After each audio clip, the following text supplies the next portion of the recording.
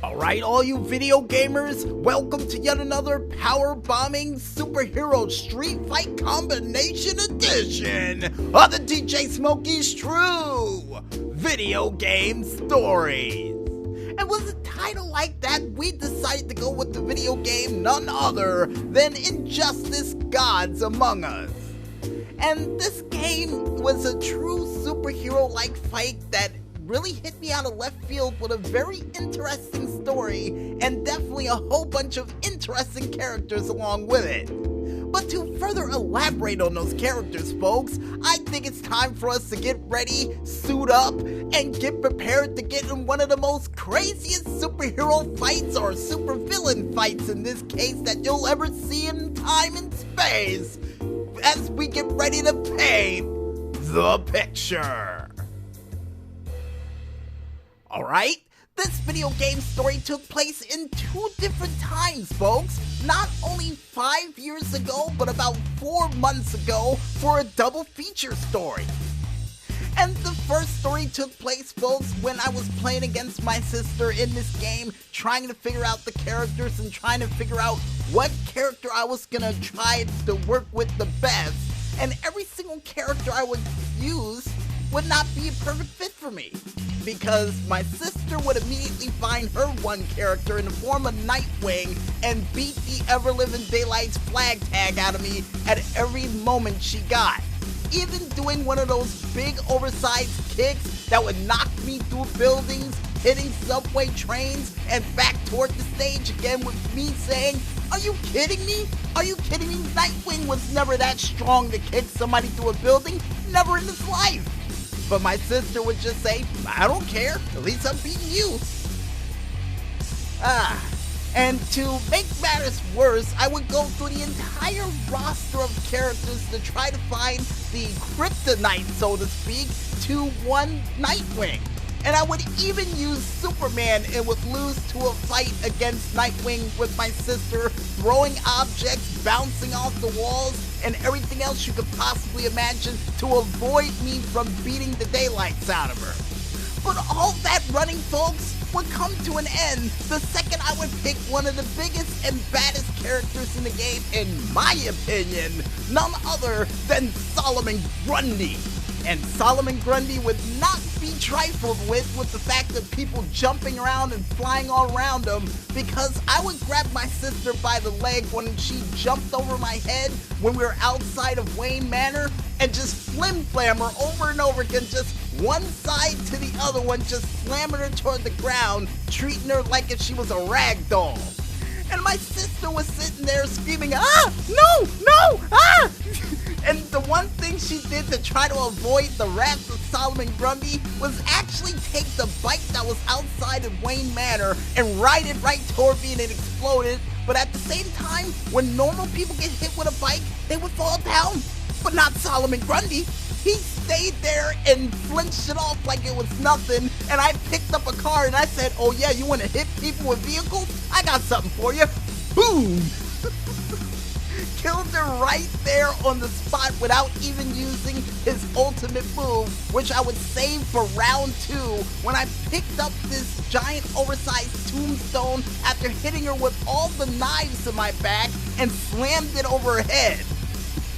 And I remembered the first thing I said when I saw the tombstone. I said, "Oh, he's gonna hit her with a tombstone pile driver."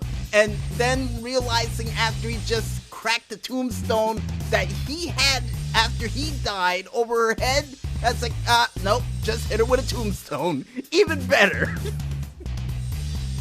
And then I started to learn a little bit more about Solomon Grundy and the crazy things that he could do, and probably one of my favorite moves that he could have done, and this goes right to the future for this one, folks, when I learned how to do the ultimate combination for Solomon Grundy, which was the born on a Monday, christened on a Tuesday, married on a Wednesday, which my sister felt the full wrath of because she was the one who taught me how to do it. And I would grab her, slam her toward the ground, hit her into the earth, and end things off with one of the most disgusting power bombs I think I've ever seen to date. And my sister would say, "I hate teaching you that move. That move is horrible. I said, nope, not for me. I'm not on the receiving end of it. And after dominating my sister in at least 2 matches after she would figure out a formula how to take out Solomon Grundy once and for all, I would decide to do the arcade ladder mode in this game to fight against supervillains and superheroes to test my mettle with Solomon Grundy. And each and every one of them, no matter who it was, fell victim to that Solomon Grundy bomb that my sister taught me so well that during this ladder mode, I would be able to get 3 perfect rounds on just about the best superheroes I would see, including the Flash. And you would expect that he would have some form of speed advantage, but not against Grundy. Not against Grundy. And this ladder would finally come to an end when I would have to fight against the Man of Steel himself, Superman. And was it an easy fight? No, not at all. Because not only would he hit me in the chest with lasers, uppercut me into the sky, use his super breath to blow me into the air into a super combination that he would do, and even use his special move with his special super armor skill to just, decimate me every single time. And to give you guys the short part of how many times I lost, just about 20 against Superman. But there would not be a 21st, because once I learned Superman's combinations and the fact that he likes to do that sky laser move, I would run right underneath his legs, flim-flam him like I did my sister, then grab him and hit him with that Grundy bomb the only way that I knew how to finally defeat Superman and send him off to the Phantom Zone with the rest of the other creatures that he sent there in times past. And to this day, I still remember what I said after I hit him with the Grundy bomb. I said, yeah, hey, Superman, say hello to Zod when you get to the Phantom Zone.